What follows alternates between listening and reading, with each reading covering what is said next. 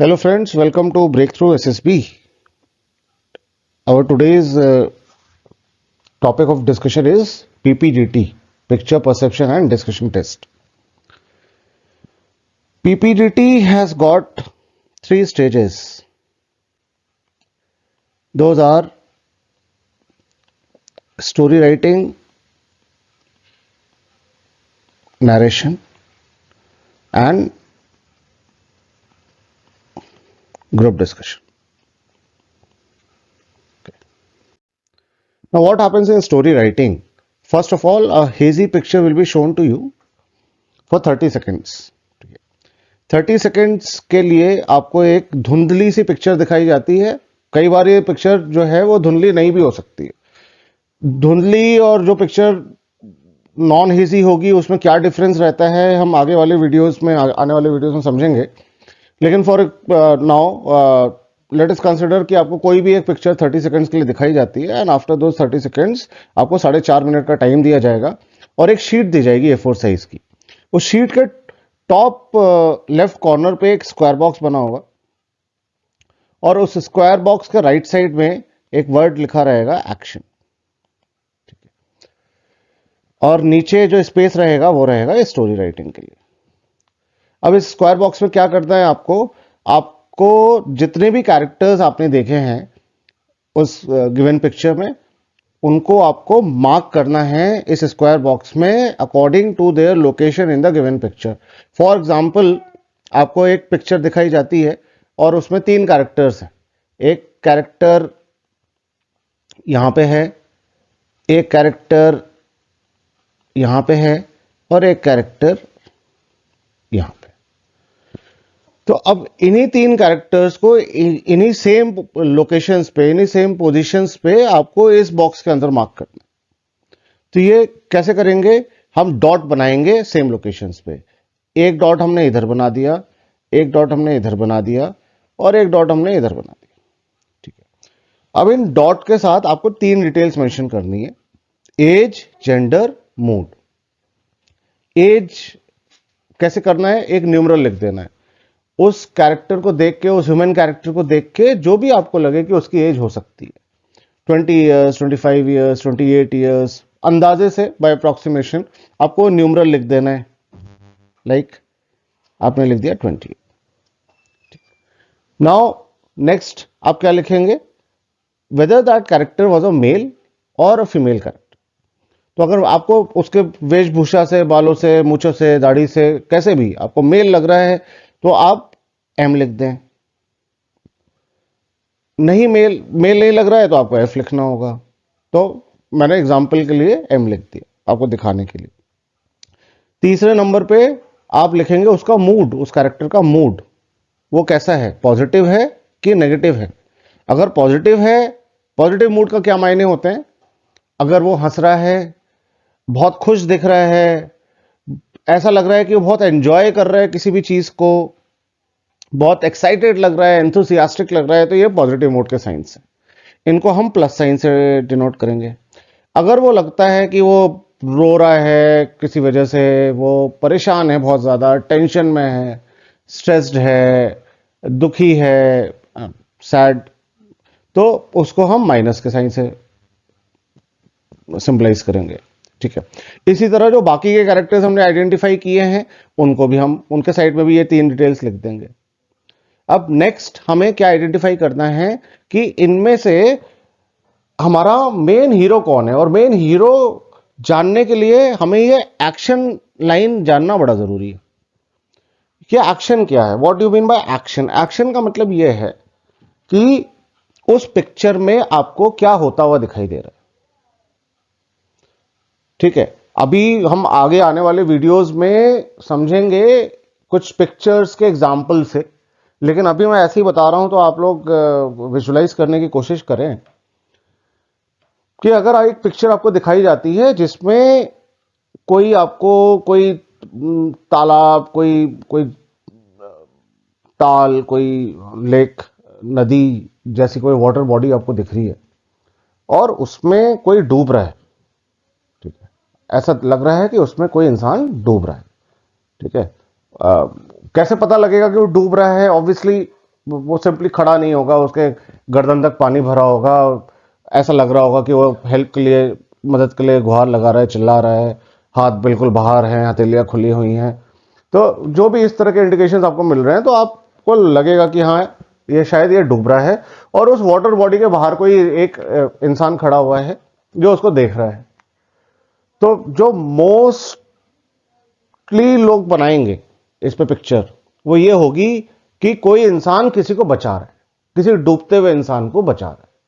वो कौन है जो इंसान बचा रहा है, उसकी क्या एज है, वो मेल है कि फीमेल है, और उसका मूड हम कैसे तय करेंगे कि पॉजिटिव है, नेगेटिव है, या एक तीसरी कैटेगरी होती है जिसको हम न्यूट्रल बोलते हैं, वो थोड़ा बाद में समझते हैं। लेकिन अभी ये समझते हैं कि ये इस पिक्चर में हो क्या रहा है। तो इस पिक्चर में कोई इंसान किसी दूसरे इंसान की जान बचा रहा है, एक डूबते हुए इंसान की जान बचा रहा है। तो एक्शन लाइन में आप क्या लिखेंगे? सेविंग अ ड्रॉनिंग पर्सन। ठीक है, इसको और ज्यादा स्पेसिफाई किया जा सकता है, लेकिन एक जनरल वे में आप इसको लिखेंगे कि सेविंग अ ड्रॉनिंग पर्सन। ठीक है, तो ये आपका एक्शन हो गया। अब कौन किसको बचा रहा है? अगर आपने दो लोग देखे, एक डूब रहा है, एक बचा रहा है, तो इसमें अगर मैं बोलूं कि आप ये चुनिए कि आपका हीरो कौन है, तो जो डूब रहा है वो हीरो है, या जो बचा रहा है वो हीरो है, तो ऑब्वियसली आप बोलेंगे कि बचाने वाला हीरो। ठीक है, तो आपने दोनों की एज, जेंडर, मूड लिखा। ठीक, और फिर क्या करना है कि उनमें से जो भी आपका हीरो है उसकी डिटेल्स को आपका एनसर्कल कर देना, और बाकी जो भी एक दो कैरेक्टर, जितने भी कैरेक्टर्स आपने देखे उनको छोड़ देना है, उनकी डिटेल्स लिख के उनको छोड़ देना है, उनको एनसर्कल लिंक करना है।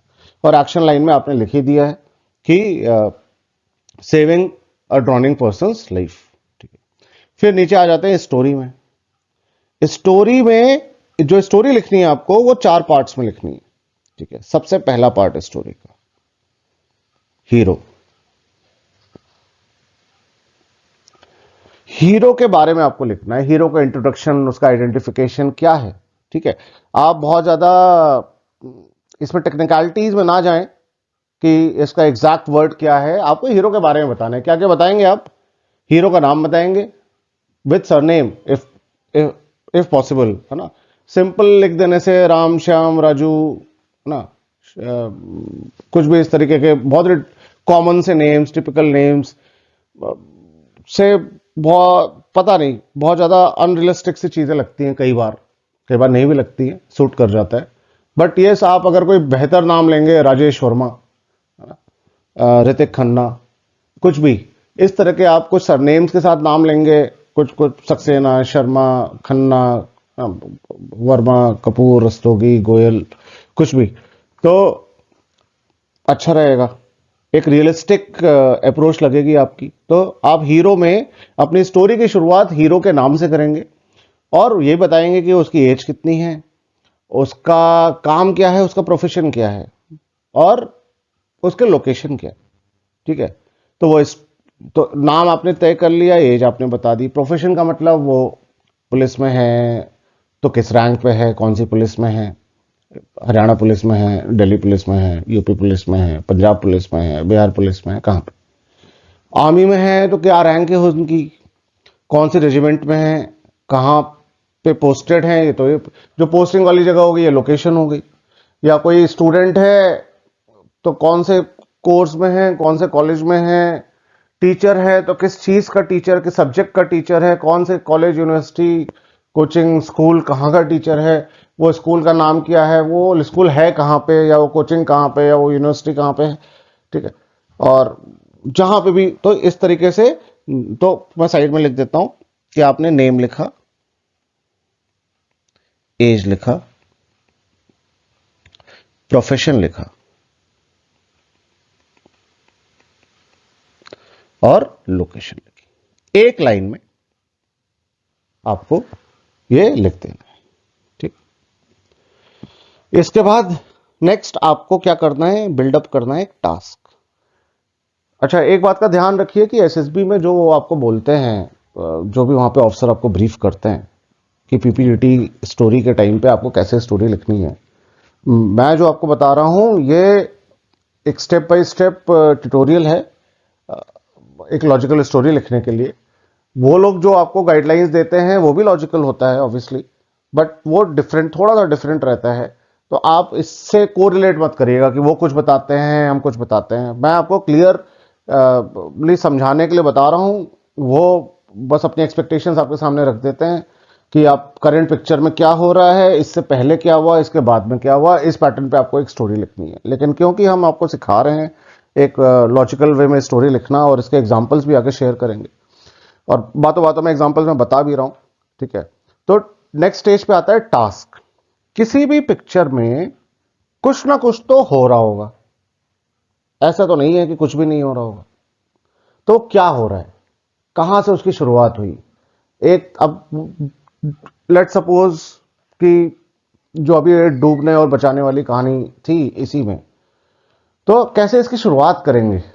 आप शुरुआत करेंगे कि ये इंसान है या था एक इंसान था जिसका नाम कुछ आपने इमेजिन किया, ठीक है, और वो लिख दिया, उसके बारे में बताया। एक एक एक ये हीरो वाला पार्ट आपने कंप्लीट कर दिया, हीरो आइडेंटिफिकेशन वाला। नेक्स्ट स्टेज पे आपने वो बताया कि वो इंसान किसी एक जगह से दूसरी जगह जा रहा था, अपने घर से कॉलेज जा रहा था, अपने घर से ऑफिस जा रहा था, एक ऑफिस से दूसरी लोकेशन पे जा रहा था, ऑफिस से घर आ रहा था, कुछ भी हो सकता है। वो जा रहा था और रास्ते में उसको कोई दिखा कि डूब रहा है। रास्ते में कोई नहर पड़ी, कोई नदी पड़ी, कोई तालाब पड़ा, कोई पुल पड़ा, ब्रिज पड़ा उसके नदी के ऊपर। तो उसको उसको आवाज सुनाई दी कि कोई चिल्ला रहा है, हेल्प के लिए पुकार रहा है, तो वो डूब रहा है। तो ये अब उसको उसका टास्क मिल गया। इस तरीके से आप स्टोरी बिल्डअप करेंगे कि उसको उसका टास्क मिले, ठीक है। मैं आपको हिंदी में बता रहा हूं, ये सारी चीजें आपको इंग्लिश में लिखनी होंगी, लेकिन चीजों को सिंपल बनाने के लिए, बिकॉज बहुत सारे ऐसे स्टूडेंट्स हैं जो कि अभी प्रॉपर इंग्लिश में नहीं समझ पाते हैं, और थोड़ी सी इसमें टेक्निकलिटीज भी हैं। तो हम इसको हमारे आज के सिनारियो के अकॉर्डिंग हिंदी में ही थोड़ा सा मिक्स करके समझते हैं, ठीक है। तो इस तरीके से आप टास्क लिखेंगे। अब इनको टास्क तो मिल गया कि उसको बचाना है, अब कैसे बचाना है। तो नेक्स्ट हमारी स्टोरी का पार्ट होगा एक्शन, कि उन्होंने कैसे बचाया, क्या एफर्ट्स लगाए। उन्होंने कोई ढेर सारे कपड़े इकट्ठे करके उसकी रस्सी बना ली, या कहीं से रस्सी अरेंज करके डाली, या कोई लंबी सी लकड़ी, लंबा सा कुछ लकड़ी का टुकड़ा कुछ उसको पकड़ाया डूबते हुए इंसान को, या खुद नदी में कूद गया, जंप मार दिया ब्रिज से या किनारे से तैरता हुआ गया, उसको पकड़ के लाया, क्या हुआ, कैसे बचाया, ठीक है। तो वो जो डिटेल एक्शन है, बचाया लेकिन कैसे बचाया, हाउ, वो आपको इसमें लगता है, ठीक है। और लास्ट में आउटकम, जो हमारा आखिरी पार्ट रहेगा स्टोरी का, क्या हुआ एंड में, कि उसने बचाने की कोशिश की, उसने बचाया बचाया, सारे एफर्ट्स किए, लगाए, लेकिन वो बचा नहीं पाया। तो ये आउटकम जो है, ये नेगेटिव आउटकम है। इससे हमारी हमारे सारे एफर्ट्स का पता लगता है कि सारे फेल हो गए, ठीक है। तो हमारी सोच में फेलियर आ रहा है। हमारी सोच जो है वो पॉजिटिव होनी चाहिए, बचाने की कोशिश की तो बच गया, ठीक है, सक्सेसफुल, ठीक। इसी तरह और भी एग्जांपल्स देंगे, लेकिन अभी आप ये बेसिक एक आउटलाइन समझिए इसका, कि ये जो एक्शन हमने यहां पे लिखा है, ये एक्शन और ये एक्शन ये सेम है। कैसे, ऊपर आपने लिखा सेविंग अ ड्रॉनिंग पर्सन लाइफ, और यहां पे लिखा है वही चीज कि उसने सेव किया, बट कैसे, यहां पे detail. So this action is detailed and this action is one liner, to just give a hint of your story. तो अगर किसी ने आपकी स्टोरी नहीं पढ़ी है और उसने सिर्फ ये स्क्वायर बॉक्स देखा और एक्शन लाइन देखी, तो इतने में उसको समझ में आ गया कि आपकी स्टोरी किस बारे में। इसी तरह एक्शन लाइन और क्या हो सकती है, डिपेंड करता है पिक्चर क्या है। अगर पिक्चर में आग लगी हुई है तो वो आग बुझाने, लोगों को बचाने, रेस्क्यू मिशन, फायर एक्सटिंग्विशन, इसके बारे में होगा। अगर पिक्चर में दिखाया जा रहा है कि कोई स्टूडेंट जैसा कोई लग रहा है 18-20 साल का, और वो एक स्टडी टेबल है, उस पर कुछ कॉपी किताब लेके पढ़ रहा है, पढ़ाई कर रहा है, कुछ प्रैक्टिस कर रहा है, पेन से कुछ लिख रहा है, नोट्स बना रहा है, साथ में स्टडी लैम्प रखा हुआ है, नाइट लैम्प, तो आप क्या बनाओगे कि वो किसी एग्जाम की तैयारी कर रहा है। डिपेंड करता है उसके एज के हिसाब से क्या एग्जाम दे सकता है। अगर वो 16, 17, 18 साल का है तो वो आईआईटी जेई एंट्रेंस एग्जाम दे सकता है, बाकी इंजीनियरिंग एंट्रेंस एग्जाम दे सकता है, नेशनल डिफेंस एकेडमी के एंट्रेंस एग्जाम दे सकता है, क्लैट दे सकता है, बहुत सारे ऐसे एग्जाम्स हैं वो दे सकता है। ठीक है। अगर वो ग्रेजुएट है या फाइनल ईयर में है तो वो यूपीएससी के बहुत सारे एग्जाम्स हैं, सिविल सर्विसेज है, कमांड डिफेंस सर्विसेज है, सेंट्रल आर्म पुलिस फोर्सेस का एग्जाम है, इंजीनियरिंग सर्विसेज का एग्जाम है, मेडिकल सर्विसेज का एग्जाम है, बहुत सारे ऐसे वो एग्जाम्स दे सकता है। ठीक है। तो आपने गेस किया कि ये कोई स्टूडेंट है और ये किसी एग्जाम की तैयारी कर रहा है। तो एक्शन क्या हो गया? Preparing for an exam. Exam का आपने स्पेसिफाई कर दिया नाम, हीरो के बारे में बता दिया कि वो कितने साल का है, उसका नाम क्या है, उसका उसकी एज क्या है, बता दिया कितने साल का है, और उसका ऑक्यूपेशन क्या है। ऑक्यूपेशन मीन्स उसका प्रोफेशन, फाइनल ईयर में है, पास कर चुका है ग्रेजुएशन, या 12th में है, अपेयरिंग है, या 12th पास कर चुका है, जो भी आपको समझ में आता है। और फाइनली उसकी लोकेशन कहाँ पे है, कौन से शहर में, दिल्ली में है, मुंबई में है, मेरठ में है, भोपाल में है, कहाँ पे है। ठीक है। बहुत सारे शहर हैं हिंदुस्तान में, जो भी आपको समझ में आ रहा हो उस समय आपके दिमाग में है। ठीक है। अब आपके दिमाग में क्या चीज़ें आती हैं, इससे आपकी साइकोलॉजी का पता लगता है, लेकिन वो टेक्निकल चीज़ों को हम डिस्कस करेंगे धीरे धीरे, लेकिन अभी हम बेसिक प्रोसीजर्स डिस्कस कर रहे हैं। ठीक। तो ये आपने लिख दिया। फिर टास्क उसको क्या है कि वो एग्ज़ाम की तैयारी कर रहा था, और एग्ज़ाम का आपने नाम बता दिया। ठीक है। किस एग्ज़ाम की तैयारी कर रहा था, तो ये तो उस एग्ज़ाम को पास करने का टास्क हो गया। अब उसको पास करने के लिए उसने क्या एक्शन लिया वो आपने यहाँ पे डिटेल में लिख दिया तीसरे पार्ट में, कि उसने कैसे दिन रात मेहनत किया, कोचिंग लिया, प्रैक्टिस सेट्स लगाए, मॉक सेट्स लगाए, हाँ, और भी प्रीवियस ईयर क्वेश्चंस किए, इस तरह की चीजें की। ठीक है। एंड फाइनली आउटकम क्या रहा? सक्सेसफुल होना चाहिए, तो उसने एग्जाम पास कर लिया। अगर वो पास नहीं करता है तो ये बहुत ही नेगेटिव आउटकम है। आपकी सोच बड़ी नेगेटिव है कि इतने एफर्ट्स डालने के बाद भी वो नहीं कर पाया। और ये एक्शन और नीचे वाला एक्शन हमारा सेम है। ऊपर आपने लिखा, ऊपर आप क्या लिखोगे? Preparing for an exam. नीचे लिखोगे how he prepare for an exam. तो ये रिलेटेबल है। नीचे आपने डिटेल में लिखा, ऊपर शॉर्ट में लिखा। ठीक है। इसी तरह बहुत सारी और भी चीजें हो सकती हैं। एक्सीडेंट का सीन हो सकता है, कोई कोई इवेंट ऑर्गेनाइज करने का सीन हो सकता है, कुछ भी हो सकता है जैसा आपको पिक्चर में दिखाई दे। अब पिक्चर को कैसे परसीव करना है, बहुत सारे कंफ्यूजन्स रहते हैं कि हम क्या उसको ड्रीम्स इमेजिन कर सकते हैं, क्या हम उसको थिएटर इमेजिन कर सकते, क्या हम उसको ड्रामा इमेजिन कर सकते हैं, स्किट। नेगेटिव लग रहा है कि किसी का मर्डर हो रहा है तो हमें क्या करना चाहिए, कोई कोई सुसाइड कर रहा है ऐसा लग रहा है तो हमें क्या क्या लिखना चाहिए, तो उसको हम डिस्कस करेंगे। बट बेसिक प्रोसीजर्स यही है।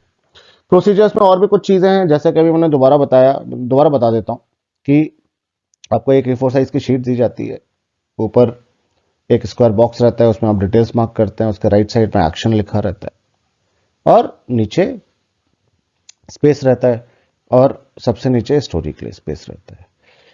ये जो स्टोरी है ये आप 4 पार्ट्स में लिखते हैं। सबसे पहले आप अपने हीरो के बारे में बताते हैं, फिर उसमें क्या टास्क इन्वॉल्व है वो बताते हैं, फिर आप डिटेल एक्शन बताते हैं, और उसका फाइनल आउटकम क्या रहा वो बताते हैं। ठीक है। अब ये स्टोरी जो है ये आपको इंग्लिश में लिखनी है, वन कंडीशन। ठीक है। आइडियली ये पास्ट परफेक्ट टेंस में लिखनी है आपको, जिसको हम रिपोर्टेड स्पीच भी बोलते हैं। ठीक है। तो जैसे कोई कहानी सुनाई जाती है तो ये फ्यूचर टेंस में नहीं सुनाई जाती है, कहानी तो हमेशा पास्ट टेंस में सुनाई जाती है, और यहाँ पे आपको रिपोर्टेड स्पीच में लिखना है। कैसे, इसके भी कुछ एग्जांपल्स हम डिस्कस करेंगे, है ना। और बहुत ही लेमैन की तरह मैं आपको समझाऊंगा कि कैसे आपको ये करना है, बहुत आसानी से आपको समझ में आ जाएगा। और दूसरा, इसकी कितनी लंबी स्टोरी लिखनी है, क्योंकि आपको 30 सेकंड्स के लिए तो पिक्चर दिखाई गई, 30 सेकंड्स ओवर होते ही पिक्चर जब फ्लैश हुई, 30 सेकंड्स बाद वो पिक्चर गायब हो गई और लाइट्स ऑन हो गई और आपको ये पेपर वर्क करना है।